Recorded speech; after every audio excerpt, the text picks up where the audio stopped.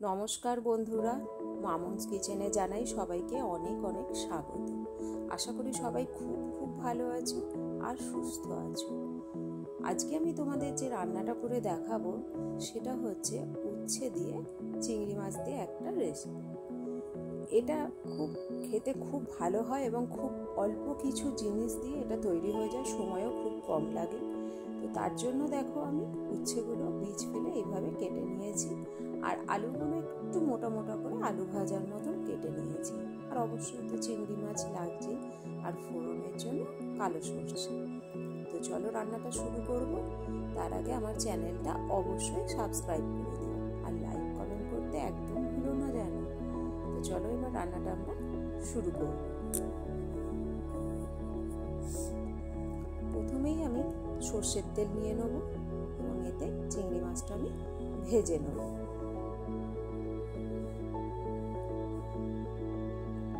সামান্য পরিমাণ হলুদ আর নুন দিয়ে মাছগুলোকে আমরা ভালো করে ভেজে তুলে নেব।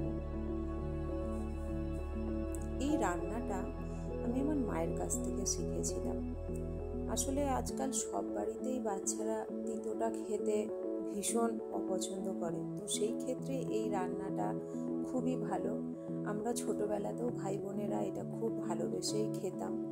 তো যাই হোক, আমিও আমার ছেলেকে এটা দিই, তার তো ভীষণ পছন্দের।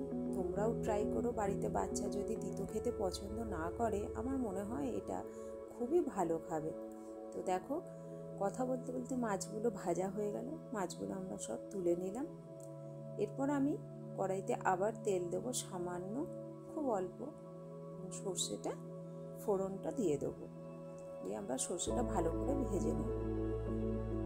খুব সাবধানে করো, কারণ তেলের ওপর সর্ষে দিলে ভীষণভাবে সর্ষেগুলো ফোটে, তো একটু কেয়ারফুলি করো। সর্ষেগুলো ভালো করে ভেজে নেওয়ার পর আমি এবার এর মধ্যে উচ্ছে আর আলু যে কেটে রেখেছিলাম সেইটা দিয়ে দেবো, এবং তার মধ্যে অল্প করে হলুদ আর স্বাদ মতো নুন দিয়ে ভালো করে এগুলো আমি নেড়ে নেব।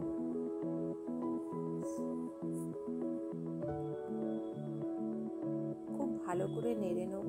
নেড়ে নিয়ে এটা আমি ঢেকে দেবো। রান্নাটা কিন্তু ঢেকে ঢেকেই করতে হবে, কারণ আর একদম লো ফ্লেমে করতে হবে। ভালো করে দেখো, সমস্ত সব কিছু ভালো করে মিশিয়ে নিয়ে এবার আমি একটা ঢাকনা দিয়ে ঢেকে দেবো।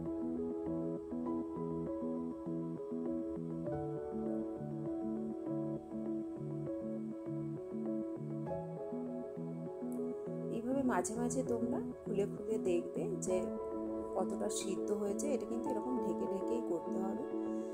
দেখো, আলুগুলো মনে হচ্ছে সিদ্ধ হয়ে গেছে।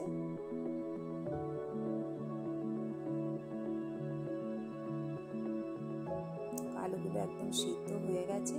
তো এইভাবে আমি স্প্যাচুলাটা দিয়ে কি করবো, সমস্ত উচ্ছে আলুগুলো একদম ভেঙে ভেঙে দেবো। তাতে কি হবে, জিনিসটা একটু মাখা মাখা মতন হয়ে যাবে। সমস্ত কিছু আমি এরকম ভেঙে আবার আমি ঢেকে দেবো।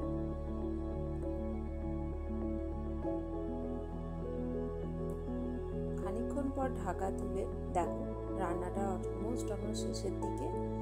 তো দেখেই বুঝতে পারছো একদম হয়েই এসছে। এবার আমি চিংড়ি মাছ দিয়ে দেবো, যেগুলো আমি ভেজে তুলে রেখেছিলাম।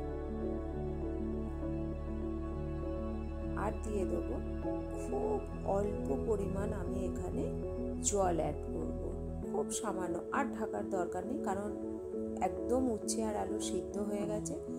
খুব সামান্য পরিমাণ জল অ্যাড করলাম, আর খুব অল্প করে আমি এখানে চিনি দিয়ে দেবো। দিয়ে আমি এইভাবে খোলা অবস্থাতে এটা নাড়তে থাকবো যতক্ষণ না পুরো জলটা শুকিয়ে একদম ওটা গা মাখা হয়ে যাচ্ছে। আর কিন্তু আমি ঢাকছি না। তো দেখো, রান্নাটা প্রায় আমার হয়েই গেছে। এবার এটা আমি নামিয়ে নেবো। তো রান্নাটা আমার অলমোস্ট ডান। তোমরা অবশ্যই এটা বাড়িতে ট্রাই করো আর কমেন্টে জানিও যে কেমন খেলে তোমরা। তো আজকের মতন আমি ভিডিওটা এখানেই শেষ করব। দেখা হবে আবার একটা নতুন ভিডিও নিয়ে। সবাই ভালো থেকো, আর আমার চ্যানেলটা অবশ্যই ফলো আর সাবস্ক্রাইব করে দিও। আজকের মতন টাটা।